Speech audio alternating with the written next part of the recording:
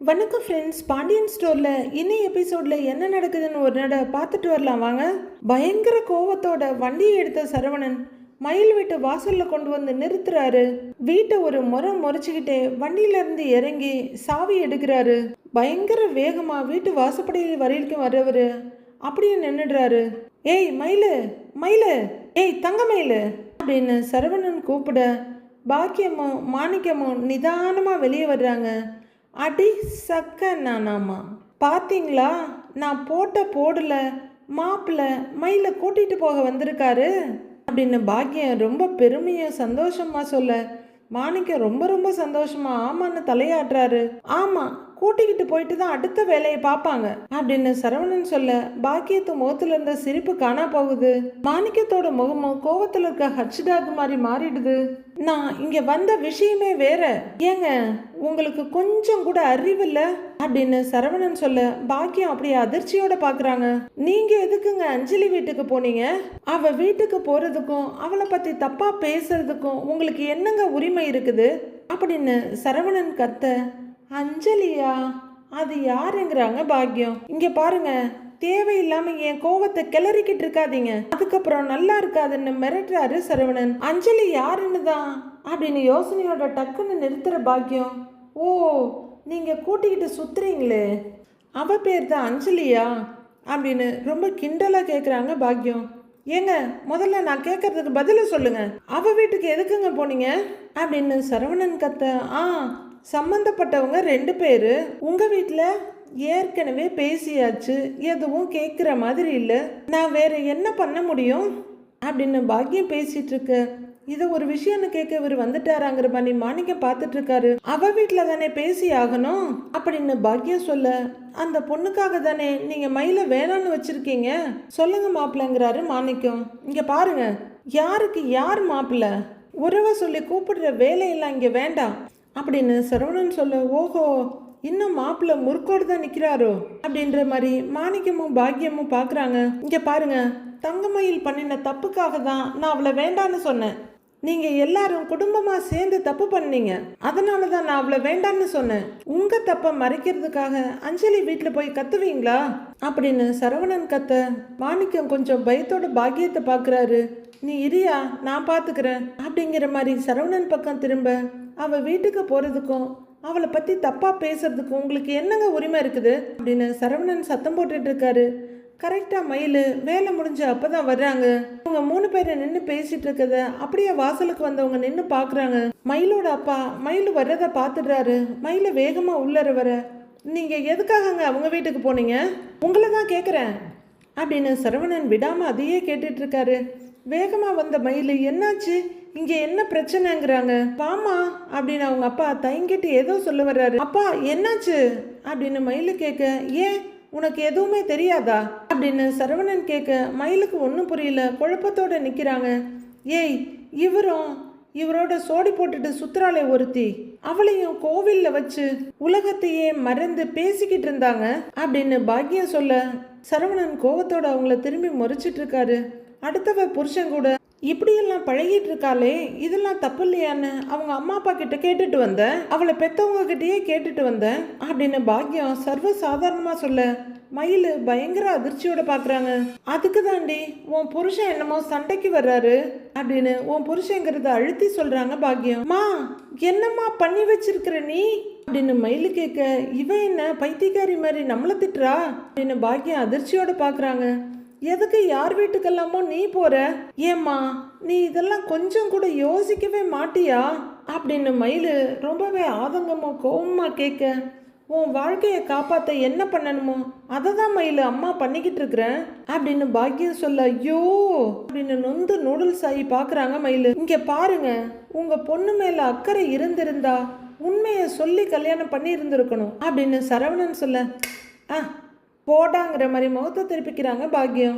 பண்ணினது எல்லாம் பித்தலாட்டம், இதில் அடுத்தவங்களுக்கு புத்தி சொல்ல போயிருக்கீங்க அப்படின்னு சரவணன் கோவமாக கேட்க, இங்கே பாரு, 1000 பொய் சொல்லி ஒரு கல்யாணம் பண்ணலான்னு சொல்லியிருக்காங்க. நாங்க ஒன்றும் அம்புட்டெல்லாம் சொல்லலையே, 4 பொய் சொன்னோம், அதையும் இல்லைன்னு நாங்க மறுக்கவே இல்லையே அப்படின்னு ரொம்பவே நியாயப்படுத்தி பேசுறாங்க பாக்யம். கேவலமெல்லாம் நடந்துக்கிறவங்க நாங்க இல்லைன்னு பாக்யம் சொல்லிட்டு இருக்க. ஐயோ அம்மா, தயவு செஞ்சு எதுவும் பேசாத, உள்ளர வாமா வாமா உள்ளர வா அப்படின்னு மயிலு பாக்யத்தோட கையை பிடிச்சி இழுக்க, ஏய் விடுடி விடு அப்படின்னு கைய புடுங்கிக்கிறவங்க, நான் எதுக்குடி பேசாம இருக்கணுங்கிறாங்க. அம்மா சொன்னா கேளுமா, ஏம்மா அப்படின்னு மயிலு தவிச்சிட்டு இருக்கிறாங்க. ஏய், எல்லா கேவலத்தையும் பண்ணிட்டு இவரே தைரியமா பேசும்போது நான் எதுக்குடி பேசாம இருக்கணும் அப்படின்னு பாக்யம் வெறியோட சரவணனை பார்த்துட்டு இருக்கிறாங்க. என்னது, நான் என்ன கேவலம் பண்ணினேன் அப்படின்னு சரவணன் கேட்க, பொண்டாட்டியை முழுகாம இருக்கா, அதை பத்தி எந்த கவலையும் கிடையாது, எவ்வளவு ஒருத்தி மேனா மினிக்கி கூட ஊரை சுத்திக்கிட்டு இருக்கிற, இது கேவலம் இல்ல அப்படின்னு பாக்கியம் கத்திக்கிட்டு இருக்க. மயில அவங்கள தடுக்கிறதுக்கு எவ்வளவோ முயற்சி பண்றாங்க. அம்மா அம்மா என்ன பாரு, என்னம்மா பேசிட்டு இருக்கிற, நீ என்னம்மா பேசிட்டு இருக்கிற, நீ உள்ளர வாமா முதல்லன்னு மயில தவிப்போட கூப்பிட்டு இருக்க. சரவணன் பயங்கர அதிர்ச்சியா பாக்குறாரு. இங்க பாருங்க, வார்த்தைய பார்த்து பேசுங்க சொல்லிட்டேன் அப்படின்னு அவரு ஒரு விரல நீட்டி மிரட்ட, என்ன இல்ல என்னங்கிற, அவளை சொன்னதும் உனக்கு கோபம் வருதா, எவ்வளோ ஒருத்திக்காக நீ கோவப்படும் போது பெத்த பொண்ணு வாழ்க்கை, நான் கோவப்படக்கூடாதா அப்படின்னு பாக்கியம் கத்திட்டு இருக்க. அம்மா அம்மா அம்மா அப்படின்னு மயில விடாம கெஞ்சிக்கிட்டே கூப்பிட்டு இருக்காங்க. அம்மா அம்மா இங்க பாரு, எனக்காக நீ கோவப்பட்டதெல்லாம் போதும் அப்படின்னு மயிலு கத்த. அவங்க அம்மா திரும்புறாங்க.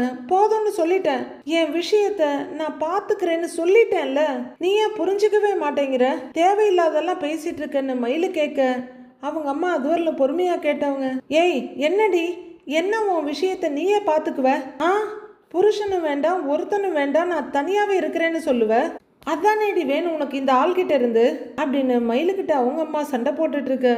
அவங்க அப்பா உதட்டு பிதுக்கிட்டு ஐயோன்னு பார்த்துட்டு இருக்காரு.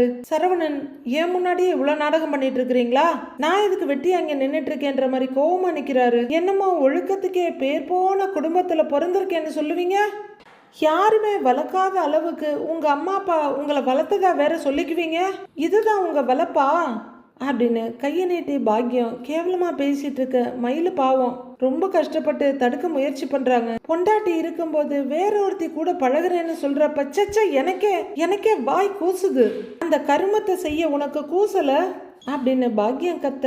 லிமிட்டை தாண்டி பேசிக்கிட்டு இருக்கீங்க, உங்களுக்கு அவ்வளவுதான் மரியாதைன்னு அவரும் மிரட்டுறாரு.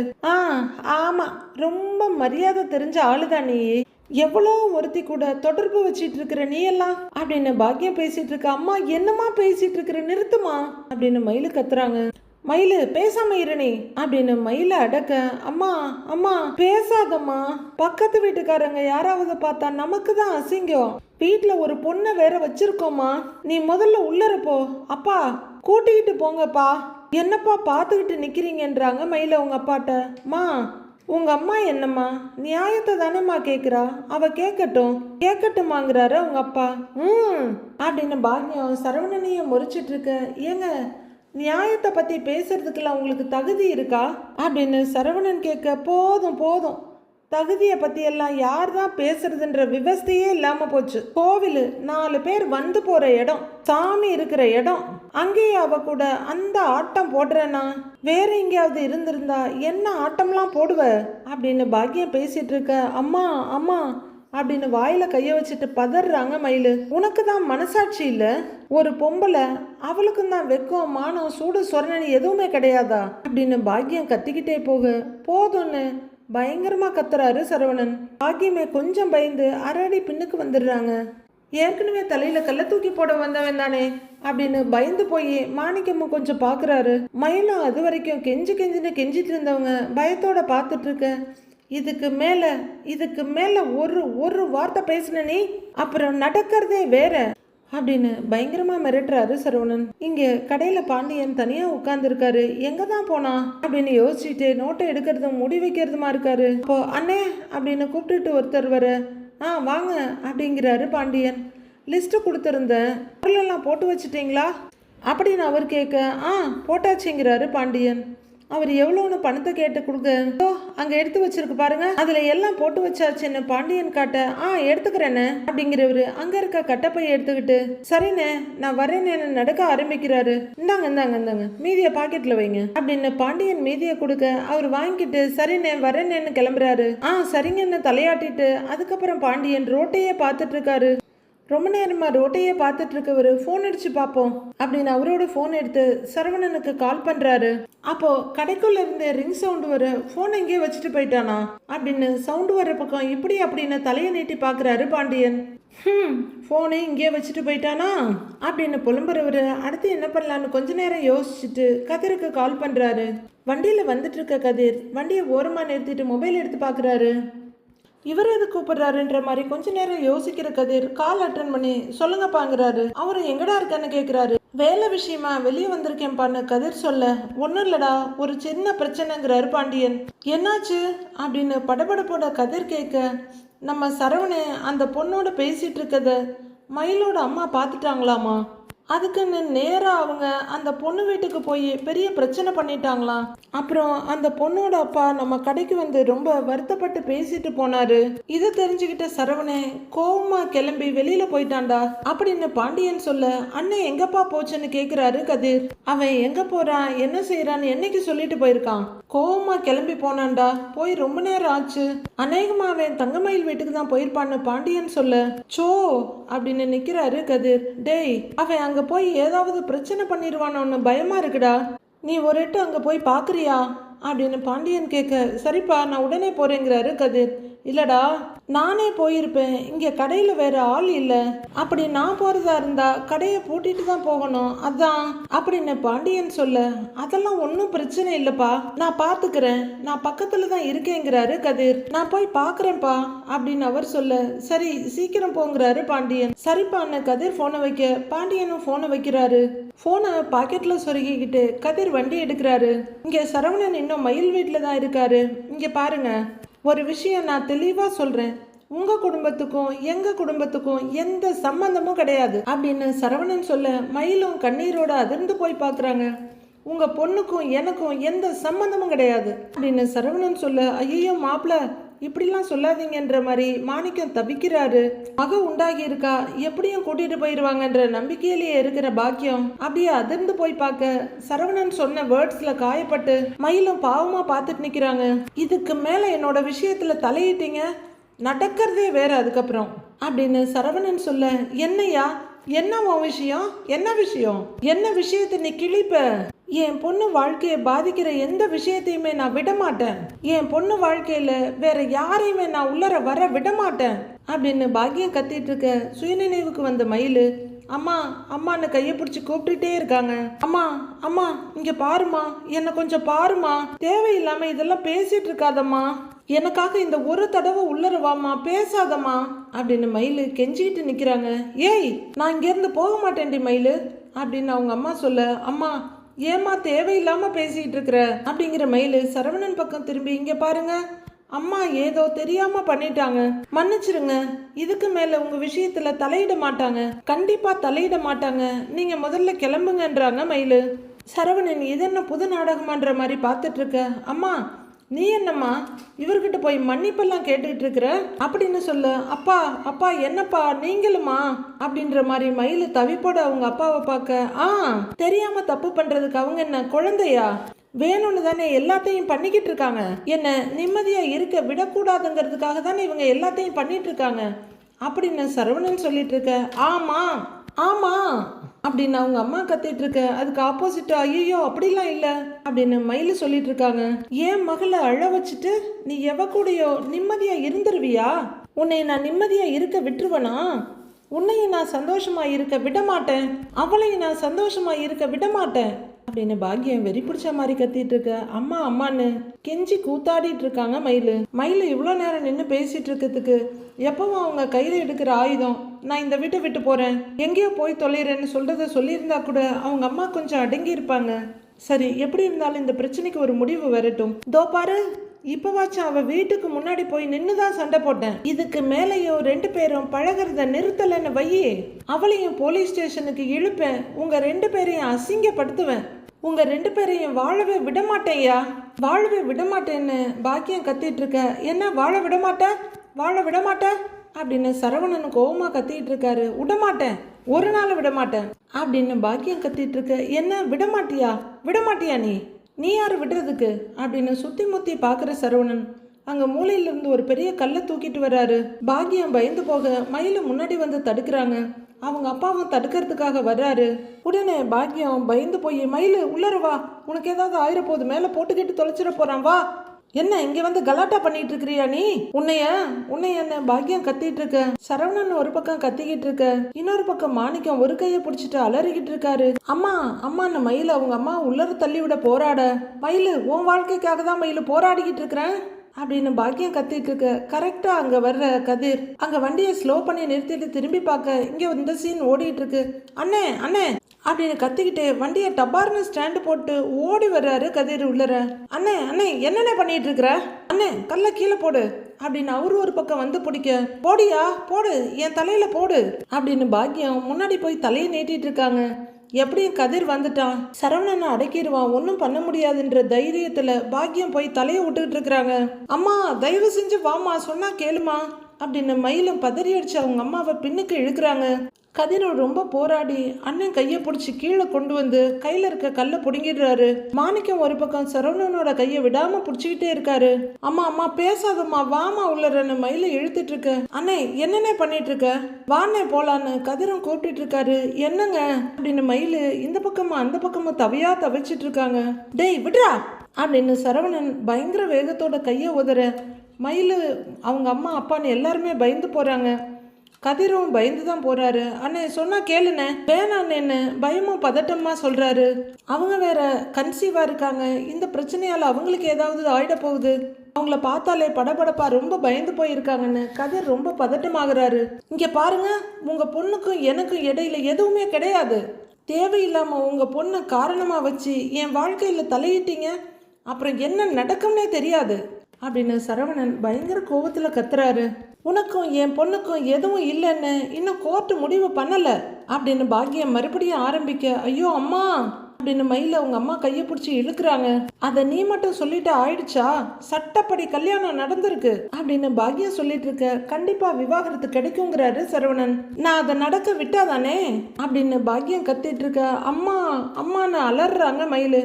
ஏய் வாய் மூடி சும்மா இருடி அப்படிங்கிற பாக்கியம் வெறியோட சரவணன் பக்கம் திரும்ப, அதெல்லாம் பார்த்துக்கலாம் போங்கன்றாரு கதிர். அண்ணே நீ வாண்ணே அப்படின்னு அவர் இழுத்துட்டு இருக்க. சரவணன் பயங்கர ஸ்ட்ராங்கா அங்கேயே நிக்கிறாரு. அம்மா என்னம்மா நடக்குது, இங்க உள்ளர வாமான்னு மயிலு கதறாங்க. அவங்க அம்மா அசையாம குலவெறியோட சரவணனை பார்த்துட்டு இருக்க. அவங்க முகத்தை தன் பக்கமா திருப்பி, அம்மா அம்மா இங்க பாருமா, உண்மையிலேயே என் மேல உனக்கு பாசம் இருந்தா உள்ளர வந்து உட்காருமா, உள்ளர வாமா, பேசுனதெல்லாம் போதும் அப்படின்னு மயிலு கூப்பிட இன்னொரு பக்கம் பாக்கியத்தோட கைய கெட்டியா புடிச்சிட்டு நிக்கிறாரு மாணிக்கம். தம்பி தம்பி கூட்டிட்டு போங்க தம்பி அப்படின்னு மயிலு சொன்னா கேளுனே, வானே அப்படின்னு கதிர் கூப்பிடுறாரு. கதிர் வந்த தைரியத்துல கூட்டிட்டு பாப்பா மொத அவர் வீட்டுக்கு அப்படின்னு மாணிக்கமும் துள்றாரு. அம்மா அம்மா வாமா, சொல்றத கேளுமா, ஏமா இப்படி பண்ற அப்படின்னு மயில அவங்க அம்மாவை வலுக்கட்டாயமா பிடிச்சி உள்ளர கூட்டிட்டு போக, இந்த பக்கம் கதிர் சரவணனை கைப்பிடியா பிடிச்சி கூட்டிட்டு போறாரு. அங்க கிடந்த மயிலோட பர்ஸ் மொபைல்னு அதெல்லாம் பொறுக்கிக்கிட்டு உள்ளர ஓடி வர்றாரு மாணிக்கம். ஒரு கல்யாணத்து மூலமா புது உறவுகளும் வரவுகளும் வரும்னு தான் எல்லாருமே எதிர்பார்ப்பாங்க, ஆசைப்படுவாங்க. ஆனா பாக்கியம் மாதிரி ஒரு ஆள் இருந்துட்டா அவ்வளவுதான், அவன் வாழ்க்கையவே வெறுத்துற வேண்டியதுதான் அத்தோட. மயில விடாப்படியா இழுத்துக்கிட்டு வர, வந்துட்டான் நியாயஸ்த என் மண்டையில கல்ல போடுறதுக்கு அப்படின்னு பாக்கியம் பேசிக்கிட்டே வர, மயில அவங்க அம்மாவை இழுத்து கொண்டு வந்து உள்ளர விட்டுட்டு, மா நான் கேட்டேனா உங்ககிட்ட, என் வாழ்க்கையை சரி பண்ணி கொடுன்னு கேட்டேனா உங்ககிட்ட அப்படின்னு மயில கோவமா கேட்க, நீ கேட்கல தான், அதுக்காக நான் எப்படியோ போட்டு நான் அப்படியே விட்டுற முடியுமா அப்படின்னு பாக்கியம் கத்திக்கிட்டு இருக்க. அவங்க அப்பாவும் வந்து நிற்கிறாரு. என்னம்மா நீ, அவர் விவாகரத்து வேணும்னு கேட்டாரு, நானும் கொடுத்துட்டேன், அப்புறம் அவர் யார்கிட்ட பேசினா என்னம்மா பிரச்சனை அப்படின்னு மயிலு கத்துறாங்க. அப்படியெல்லாம் விட முடியாது மயிலு அப்படின்னு அவங்க அம்மா கத்த, விட்டுதான் ஆகணும் அப்படின்னு மயிலு சொல்ல அவங்க அம்மா அப்பா 2 பேருமே அதிர்ச்சியோட பாக்குறாங்க. நம்ம கூட இருக்க முடியாதுன்னு சொல்றவங்கள யாராலையும் புடிச்சு வைக்க முடியாது, விட்டுதான் ஆகணும். அவரோட வழியை பார்த்துக்கிட்டு போகட்டும், நான் என் வாழ்க்கையை பார்த்துக்கிறேன். இங்க பாரு, எனக்காக தேவையில்லாத விஷயத்துல தலையிடாத, என்னைய கொஞ்சமாவது நிம்மதியா இருக்க விடுமா அப்படின்னு மயிலு முகத்துல அடிச்சுக்கிட்டு அழறாங்க. மயிலு, இங்க பாரு, நான் எல்லாமே உன் நல்லதுக்காக தான் சொல்றேன் மயிலு, நான் சொல்றத கேளு அப்படின்னு அவங்க அம்மா கத்திக்கிட்டு இருக்க. ஐயோ, நீ ஒரு நல்லதும் பண்ண வேண்டாம் அப்படின்னு மயிலு கத்த. நான் சொல்றத கேளு மயிலு, நான் சரி பண்ணிடுவேன் அவங்க அம்மா கத்திக்கிட்டு இருக்கும் போதே மயிலு நிக்க முடியாம தள்ளாடி அப்படியே சரியா ஐயோ மயிலு அப்படின்னு அவங்க அம்மா ஒரு பக்கம் தாங்கி பிடிக்க, அம்மா மயிலுன்னு அவங்க அப்பா ஒரு பக்கம் தாங்கி பிடிக்கிறாரு. அம்மா என்னாச்சுமா மயிலு அப்படின்னு அவங்க அப்பா பதற. மயிலுன்னு அவங்க அம்மா பதற. அவ்வளோதான், மயிலு அப்படியே சட்டமா நீட்டி விழுந்துடுறாங்க. ஐயோ மயிலு, என்னாச்சு மயிலுன்னு பதறாரு. மயிலு ஐயோ என்னாச்சுன்னு தெரியலையேன்னு அவங்க அம்மா பதறாங்க. ஓ, போய் தண்ணி எடுத்துட்டு வாயா அப்படின்னு மயிலு தாங்கி பிடிச்சிட்டு அவங்க அம்மா சொல்ல. மயிலுன்னு அவங்க அப்பா கூப்பிட்டு இருக்காரு. சீக்கிரம் போய் தண்ணி கொண்டு வையா போயா அப்படின்னு பாக்கியம் கத்த மகளை மடியில சாச்சிக்கிட்டு மயிலுன்னு கதறிட்டு இருக்காங்க அவங்க அம்மா. மாணிக்கம் பாஞ்சு ஓடுறாரு கிச்சனுக்கு. அம்மாடி மயிலு அப்படின்னு கூப்பிட்டு பாக்குற பாக்கியம். ஐயோ கடவுளே, என் பிள்ளைக்கு என்னாச்சுன்னு தெரியலையே அப்படின்னு கதறிக்கிட்டு இருக்க மாணிக்கம் அவங்க வர்றாரு. சீக்கிரம் வாயா அப்படின்னு சொல்லிட்டு இருக்க அவர் கையில தண்ணி அள்ளி மயிலோட முகத்துல தெளிச்சு பாக்குறாரு. லைட்டா இமைகள் மட்டும் உருளுது. மயிலு அப்படின்னு அம்மாவும் அப்பாவும் மாத்தி கூப்பிடுறாங்க. ஐயோ, கண்ணை துறக்க மாட்டேங்கிறாளே, ஐயோ என்னாச்சுன்னு தெரியலையே, நீ போய் ஆட்டோவை கூட்டிட்டு வாயா, ஓடியா ஓடு. ஐயோ மயிலு அப்படின்னு அவங்க அம்மா கதறிட்டு இருக்க மாணிக்கம் ரோட்டுக்கு ஆட்டோ கூப்பிட ஓடுறாரு. என்னாச்சுன்னு தெரியலையே, அம்மாடி மயிலு அப்படின்னு தலைய தடவி கன்னத்துல தட்டி கைய பிடிச்சி தேய்ச்சி என்னென்னமோ ட்ரை பண்றாங்க பாக்கியம். மயிலுகிட்ட எந்த அசைவும் இல்ல. மயிலு அப்படின்னு அவங்க கூப்பிட்டுக்கிட்டே இருக்க ஒரு கடை முன்னாடி சரவணனை கூட்டிட்டு வந்து நிறுத்திட்டு அவருக்கு சோடா வாங்கிட்டு போய் கொடுக்குறாரு கதிர். அண்ணே இந்தாண்ணேன்னு நீட்ட சரவணன் எங்கேயோ வெறிச்சுக்கிட்டு அப்படியே உட்கார்ந்துருக்காரு. அண்ணே இந்தாண்ணே குடிண்ணே, கொஞ்சமாச்சும் குடிண்ணே பாத்துக்கலாம் அப்படின்னு கதிர் சொல்ல சரவணன் கையை நீட்டி வாங்கிக்கிறாரு. ஒரு டென்ஷனோட ஒரு முடக்கு குடிக்க என்ன வேலைன்னே பார்த்துருக்குற, நான் மட்டும் கொஞ்சம் லேட்டா வந்திருந்தா கல்ல தூக்கி போட்டு அவங்கள கொன்னு இருப்ப போலையே, உனக்குள்ள இம்புட்டு கோபம் இருக்கான்னு அப்படின்னு கதிர் கேட்டுட்டு இருக்க பாட்டில ஓரமா வச்சுட்டு, டேய் கதிர், இவங்களுக்கு அஞ்சலி வீட்டில் போய் சண்டை போடுறதுக்கு என்னடா உரிமை இருக்குது? கண்டபடி அப்படி பேசி இருக்காங்கடா. ஏன் இதெல்லாம் அவங்களுக்கு தேவையா? அவங்க அப்பா அம்மாவுக்கு இதெல்லாம் தேவையா? இந்த மாதிரி எல்லாம் பேச்சு வாங்கணும்னு அப்படின்னு சரவணன் கோபத்தோட சொல்லிட்டு இருக்க கதிர் என்ன சொல்றதுன்னு தெரியாம பரிதாபமா பாக்குறாரு. அஞ்சலி பாவம்டா, ரொம்ப பாவம். நாங்க மறுபடியும் மீட் பண்ணுவோன்னு கொஞ்சம் கூட நினைச்சு பார்க்கல. அப்படி மீட் பண்ணப்போ எந்த எதிர்பார்ப்பும் இல்லாம தான் என்கிட்ட பேசினா. எனக்கு ஆறுதலா இருந்தாடா. நான் தாண்டா அவ கூட சேர்ந்து வாழணும்னு ஆசைப்பட்டு சொன்னேன். அப்பவும் அவ என்கிட்ட 1000 கேள்வி கேட்டா. குழந்தைய பத்தி யோசிக்க சொன்னா, மயிலை பத்தி யோசிக்க சொன்னா, வீட்டை பத்தி யோசிக்க சொன்னா. அவளோட நான் பேசுறது எங்க அப்பா அம்மாவுக்கு பிடிக்கலன்னு நான் சொன்னப்ப கூட அப்பா அம்மா சொல்றதை கேளு, நான் ஒதுங்கிக்கிறேன்னு தான் சொன்னா அப்படின்னு சரவணன் சொல்லிட்டு இருக்க சரவணனுக்காகவும் அஞ்சலிக்காகவும் பாவமா யோசிக்கிறாரு கதிர். டேய், அஞ்சலி என்கிட்ட பேசுறத கிட்டத்தட்ட நிறுத்திட்டாடா. அவளும் நானும் பேசியே ரொம்ப நாள் ஆச்சு. இன்னைக்கு கூட கோவில்ல எதேச்சியா தாண்டா பார்த்தோம். 2 பேரும் சாதாரணமா தாண்டா பேசிக்கிட்டு இருந்தோம் அப்படின்னு சரவணன் சொல்லிட்டு இருக்க. புரியுதுன்னேங்கிற மாதிரி கதிர் பார்த்துட்டு இருக்காரு. அதுக்குள்ள மயிலோட அம்மா பார்த்துட்டு கோவில்ல வச்சு அவ்வளவு பெரிய பிரச்சனை பண்ணிட்டாங்கடா. போற வர்ற ஆளுங்க பாக்குற மாதிரி கண்டபடி பேசிட்டாங்கடா. அதோட முடிச்சிடுவாங்கன்னு தான் நானும் நினைச்சேன். ஆனா அஞ்சலி வீடு வரைக்கும் போவாங்கன்னு நான் கொஞ்சம் கூட எதிர்பார்க்கல அப்படின்னு சரவணன் சொல்ல அவரையும் பரிதாபமா பாக்குறாரு கதிர். அஞ்சலி அப்பா பாவம்டா, உடம்பு சரியில்லாதவரு. ஏற்கனவே அஞ்சலி வாழ்க்கை இப்படி ஆயிடுச்சுன்னு அவரு கவலை மேல கவலை பட்டுக்கிட்டு இருக்காரு. இதுக்கிடையில இவங்க வேற போய் பிரச்சனை பண்ணினா நியாயமா அது அப்படின்னு சரவணன் ரொம்பவே ஆதங்கத்தோட சொல்ல, நீ சொல்றதெல்லாம் எனக்கு புரியுதுன்னு, உன் கோபம் ரொம்ப நியாயமானதுதான். ஆனா அதுக்காக தலையில கல்ல தூக்கி போட போறதெல்லாம் ரொம்ப தப்புன்னு அப்படிங்கிறாரு கதிர். டேய் கதிர், எனக்கு அம்புட்டு ஆத்திரம் வருதுடா. நான் ஒதுங்கி போக போக விடாம வந்து தொந்தரவு கொடுத்துக்கிட்டே இருந்தா என்னடா அர்த்தம்? நான் என்னமோ கெட்டவன் மாதிரி பேசிக்கிட்டு இருக்கிறாங்க. ஏண்டா கதிர், நான் என்ன கெட்டவனா? இல்லடா நீ சொல்லு, நான் என்ன கெட்டவனா அப்படின்னு சரவணன் கேட்க, இல்லைன்னு இல்லை அப்படின்னு கதிர் சொல்ல, பேசாம எல்லாரையும் கொன்று போட்டுட்டு போய் ஜெயிலில் உட்காந்துடலாமான்னு எனக்கு தோணுதுடா அப்படின்னு சரவணன் கோவத்தை கண்ட்ரோல் பண்ண முடியாம சொல்லிக்கிட்டு இருக்க, அண்ணனை இரக்கத்தோட பார்த்துட்டு இருக்காரு கதிர். நான் எம்பிட்டு நிம்மதியா இருந்தேன், இந்த கல்யாணம்னு உன்னை பண்ணிக்கிட்டு நான் இல்லாத அவஸ்தையெல்லாம் பட்டுக்கிட்டு இருக்கேன்டா, இல்லாத அவஸ்தையெல்லாம் பட்டுக்கிட்டு இருக்கிறேன். நான் மயில கஷ்டப்படுத்திக்கிட்டு இருக்கேன்னா, மயிலோட படிப்பு விஷயம், வயசு விஷயம் எல்லாமே தெரிஞ்சு நான் அமைதியா தானேடா இருந்தேன். வீட்டை யோசிச்சு, அம்மா அப்பாவை யோசிச்சு வாயை மூடிக்கிட்டு சும்மா இருந்தேன். ஆனா மயில் என்ன அப்படியே இருக்க விடவே இல்லையே. என் வாயில இருந்து வார்த்தைய அப்படி புடுங்கினா. வேற வழியே இல்லாம தானேடா எல்லா விஷயத்தையும் நான் போட்டு உடைச்சேன். அதுக்கப்புறமாவது பேசி பிரச்சனைய சுமூகமா முடிச்சிருக்கலாம்ல. எனக்கு கொஞ்சம் டைம் கொடுத்துருக்கலாம்டா. ஆனா அதெல்லாம் எதுவுமே பண்ணாம நேரா போலீஸ் ஸ்டேஷன் போயாச்சு. குடும்பத்தையே பிடிச்சி ஜெயில போடல. இத்தனைக்கு பிறகும் மயிலோட சேர்ந்து வாழுவேன்னு நினைச்சா எப்படிடா முடியும்? எப்படி முடியும்? ஏண்டா மயிலோட முகத்தை பார்த்தாலே நமக்கு நடந்த பிரச்சனை, கொடுமை அதெல்லாம் தாண்டா ஞாபகத்துக்கு வருது. என்னால எப்படிடா அவ கூட சந்தோஷமா இருக்க முடியும்? இல்ல என்னால அவ்வளவுதான் சந்தோஷமா வச்சுக்க முடியுமா? ஏன் அதெல்லாம் இவங்க யாருமே யோசிக்க மாட்டாங்களா? கூட்டிக்கிட்டு போ, என் பொண்ணோட சேர்ந்து வாழனா எப்படி என்னால முடியும்? பிராடத்தனம் பண்றதெல்லாம் பெரிய தப்புடா, பெரிய துரோகம். அதெல்லாம் தான் அந்த குடும்பமே பண்ணி இருக்கு. ஏன் அதெல்லாம் அவங்களுக்கு கொஞ்சம் கூட புரியாதா? என்ன குழந்தையா அவங்க அப்படின்னு கொந்தளிக்கிறாரு சரவணன். கதிர்க்கும் என்ன சொல்றதுன்னே தெரியல. பரிதாபமா நின்று பார்த்துட்டு இருக்காரு. நான் அவங்க பொண்ணை கஷ்டப்படுத்துறேனா? அவங்க தான்டா குடும்பமா சேர்ந்து என்ன கஷ்டப்படுத்துறாங்க, இன்னும் கஷ்டப்படுத்திக்கிட்டே இருக்காங்க. ஏண்டா இதெல்லாம் தப்பு இல்லையா அப்படின்னு நியாயம் கேட்குற சரவணன், அவங்களுக்கெல்லாம் என் கஷ்டம்லாம் ஒரு விஷயமே கிடையாது அப்படின்னு கண்ணீர் விடுற சரவணன், அவ கூட இருக்கும் போதும் சரி இப்போதும் சரி என் மனசுக்குள்ள எம்பட்டு வேதனையை நான் அனுபவிச்சுட்டு இருக்கிறேன் தெரியுமா அப்படின்னு கண் கலங்கி சொல்றாரு. என்னை ரொம்ப கஷ்டப்படுத்திட்டாங்கடா, ரொம்ப ரொம்ப கஷ்டப்படுத்திட்டாங்க. அம்மா அப்பா கிட்ட என்னை பத்தியே தப்பா சொன்னான். நான் சண்டை போடுறேன், அடிக்க வர்றேன்னு என்னென்னமோ கதை கட்டுனான். எனக்கு யாரோ ஒரு பொண்ணு கூட தொடர்பு இருக்குன்னு சொல்லி குடும்பத்துல அசிங்கப்படுத்தினா, என்னென்னமோ பண்ணனா. ஏன் இதெல்லாம் எனக்கு கஷ்டம் இல்லையா? ஆனா இப்போ அவ தனியா இருக்கிறது தான் எல்லாருக்கும் கஷ்டம். இருந்துட்டு போகட்டும். என்ன இப்ப அவ பண்ணின தப்புக்கு இருந்துட்டு போகட்டும். இப்ப அதனால என்ன?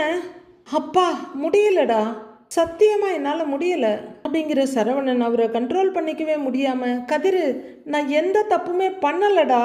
அப்பா சொன்ன பொண்ணை கல்யாணம் பண்ணினதை தவிர, அவ கூட வாழ்ந்ததை தவிர, மற்றவங்கள பத்தி யோசிச்சதை தவிர வேற நான் எதுவுமே பண்ணல.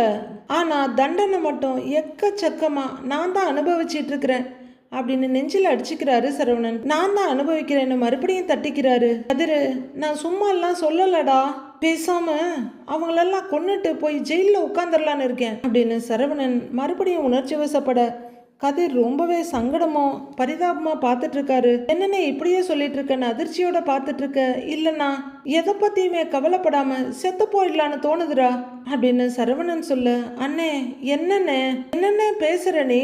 அண்ணே கவலைப்படாதண்ணே, எல்லாமே சீக்கிரமே சரியாயிடும் அப்படின்னு அண்ணனை தோளோட அப்படியே அணைச்சிக்கிட்டு கதிர் சொல்ல, கண்ணீர் விட்டு கதற ஆரம்பிச்சிடுறாரு சரவணன். முடியலடா, என்னால முடியலடான்னு அப்படியே கதிரோட தோல்ல சாஞ்சிட்டு அழறாரு. அழாதண்ணே அழாத அப்படின்னு மெதுவா முதுகுல தட்டி கொடுக்குறாரு கதிர். எல்லாம் சரியாயிடும், அழுவாதண்ணே அப்படின்னு அண்ணனோட தலையையும் முதுகையும் தடவிட்டு கொடுத்துட்டு இருக்காரு கதிர். அவர் தோல்லைய குழந்தை மாதிரி சாஞ்சி அழுன்னு அழுதுட்டு இருக்காரு சரவணன். உண்மையிலேயே சரவணன் ரொம்ப ரொம்ப பாவம் தாங்க.